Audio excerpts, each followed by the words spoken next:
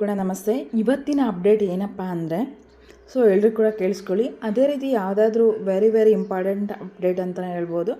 ಅದೇ ರೀತಿ ಯಾವುದಾದ್ರೂ ಬುಕ್ಸ್ ಬೇಕಂದ್ರೂ ಕೂಡ ಅವೈಲೇಬಲ್ ಇರುತ್ತೆ. ಓಕೆನಾ? ಸ್ಕ್ರೀನಲ್ಲಿ ಕಾಣಿಸ್ತಿದೆ ಅಲ್ಲ, ಆ ನಂಬರ್ಗೆ ನೀವು ಕಾಲ್ ಮಾಡಿ. ಮಧು ಬಂಗಾರಪ್ಪರವರು ಏನಂತ ಹೇಳಿದ್ದಾರೆ ಅಂದರೆ, 16,000 ಶಿಕ್ಷಕರ ನೇಮಕಕ್ಕೆ ಹಣಕಾಸು ಇಲಾಖೆಯಿಂದ ಒಪ್ಪಿಗೆಯನ್ನು ಸಿಕ್ಕಿದೆ ಅಂತ. 16,000 ನೋಡಿ, ಅವ್ರು ಹೇಳ್ತಿರೋದು 16,000. ಹೇಗೆ ಅಂತಲೂ ಕೂಡ ಹೇಳ್ತೀನಿ. ಹಣಕಾಸು ಇಲಾಖೆಯಿಂದ ಒಪ್ಪಿಗೆ ಸಿಕ್ಕಿದೆ ಅಂತ ಹೇಳ್ತಿದ್ದಾರೆ ಸಚಿವ ಮಧು ಬಂಗಾರಪ್ಪರವರು. ಅಂದರೆ ಯಾವ ರೀತಿ ಅಂದರೆ, 16,000 ಅಂದರೆ ಅನುದಾನಿತ ಶಾಲೆಗಳಲ್ಲಿ 6,000. ಓಕೆನಾ?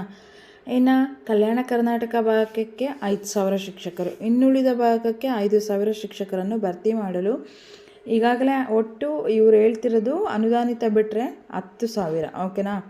ಹೇಳಿದಾರಲ್ಲ. ಓಕೆ, ಸದನದಲ್ಲೇ ಹೇಳಿದ್ದಾರೆ, ನೀವು ನೋಡ್ಬೋದು. 10,000 ಶಿಕ್ಷಕರಿಗೆ ಏನು ಮಾಡಿದೆ, ಭರ್ತಿಯನ್ನು ಮಾಡೋಕ್ಕೆ ಅವಕಾಶ ಮಾಡಿಕೊಟ್ಟಿದೆ ಅಂತೆ. ಹಣಕಾಸು ಇಲಾಖೆಯಿಂದ ಒಪ್ಪಿಗೆನೂ ಕೂಡ ಸಿಕ್ಕಿದೆ ಅಂತೆ. ಸದ್ಯದಲ್ಲೇ ನೇಮಕಾತಿ ಪ್ರಕ್ರಿಯೆ ನಡೆಯಲಿದೆ ಅಂತ ಹೇಳಿ ಪ್ರಾಥಮಿಕ ಮತ್ತು ಪ್ರೌಢಶಿಕ್ಷಣ ಸಚಿವರು ಹೇಳಿದ್ದಾರೆ. ಓಕೆನಾ? ಇನ್ನು ಇದು ಯಾವಾಗುತ್ತೆ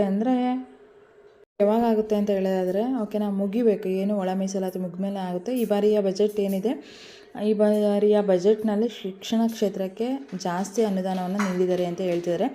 ಅದೇ ರೀತಿ ರಾಜ್ಯದಲ್ಲಿ KPSC ಶಾಲೆಗಳಿಗೂ ಕೂಡ ಹೆಚ್ಚಿನ ಬೇಡಿಕೆ ಇದ್ದು 300 KPSC ಶಾಲೆಗಳಿದ್ದು ಪ್ರಸ್ತುತ ವರ್ಷದಲ್ಲಿ 500ಕ್ಕೂ ಹೆಚ್ಚು KPSC ಶಾಲೆಗಳನ್ನು ತೆರೆಯಲಾಗುವುದು ಅಂತ ಹೇಳ್ತಿದ್ದಾರೆ. ಹಾಗಾದರೆ PSTR ಮಾಡಿಕೊಂಡ್ರೆ KPSC ಶಾಲೆಗಳಿಗೆ ಇವರೇನು ಅವ್ರನ್ನ ಅಪಾಯಿಂಟ್ ಮಾಡ್ಕೊತಾರ ಏನು ಎತ್ತ ಅಂತ ಹೇಳೋಕ್ಕಾಗಲ್ಲ. ಹೇಳ್ಬೋದು. ಇದು ಗೌರ್ಮೆಂಟ್ KPSC ಶಾಲೆಗಳು ಕೂಡ ಗೌರ್ಮೆಂಟ್ ಅಪಾಯಿಂಟ್ ಥರನೇ ಇರೋದ್ರಿಂದ, ಗೌರ್ಮೆಂಟ್ ಅಪಾಯಿಂಟ್ ಅಲ್ವಾ. ಸೊ ಹಾಗಾಗಿ D.Ed ಆಗಿರೋದನ್ನ ತೊಗೊತಾ ಇರೋದ್ರಿಂದ ಆ ಶಾಲೆಗಳಿಗೂ ಕೂಡ ಅವ್ರನ್ನ ಟೀಚಿಂಗ್ ಮಾಡೋಕ್ಕೆ ಇದು ಮಾಡ್ಬೋದು. ಓಕೆನಾ? ಇನ್ನು ಆಧುನಿಕ ತಂತ್ರಜ್ಞಾನದಿಂದ ಇಂದಿನ ಮಕ್ಕಳ ಕಲಿಕೆ ಕುಂಠಿತವಾಗುತ್ತಿದೆ. ಹಾಗಾಗಿ ಮಾನವೀಯ ಮೌಲ್ಯಗಳು ಸಹ ಕ್ಷೀಣಿಸ್ತಿವೆ. ಮುಂದಿನ ವರ್ಷದಿಂದ 1ನೇ ತರಗತಿಯಿಂದ 10ನೇ ತರಗತಿಯ ವಿದ್ಯಾರ್ಥಿಗಳಿಗೆ ನೈತಿಕ ಶಿಕ್ಷಣ ಬೋಧನೆ ಮಾಡುವ ಉದ್ದೇಶ ಹೊಂದಲಾಗಿದೆ ಅಂತ ಹೇಳ್ತಾ ಇದ್ದಾರೆ.